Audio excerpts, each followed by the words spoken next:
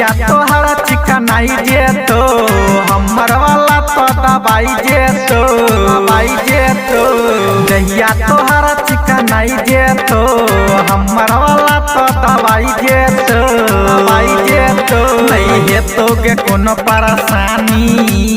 अच्छा लले लले तू लभ वाला सुइया गे जब खिली जे तो जवानी। लले लले तू लभ वाला सुइया गे खिल जे तो जवानी।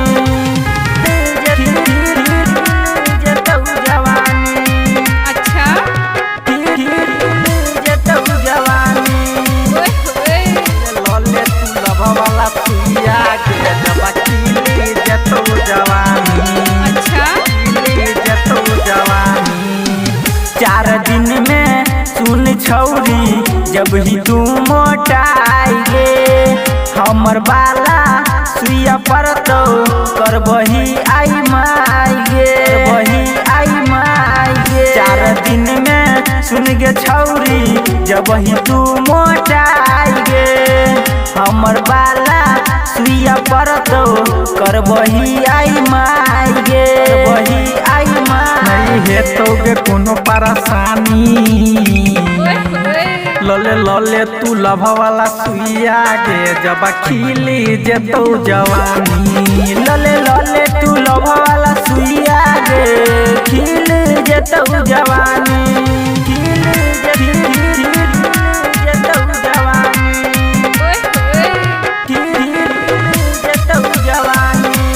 अच्छा लले तू लभ वाला सुइया गे जब खिली जे तो जवानी।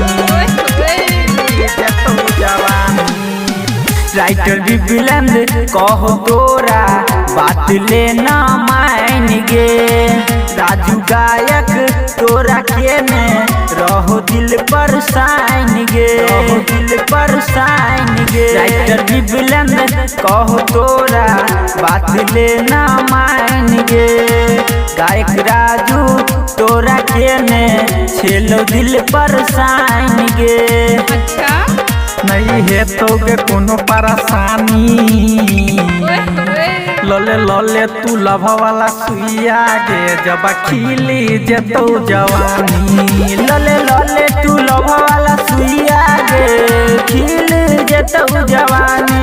रिंकू रिकॉर्डिंग स्टूडियो शंकर लोहार दरभंगा।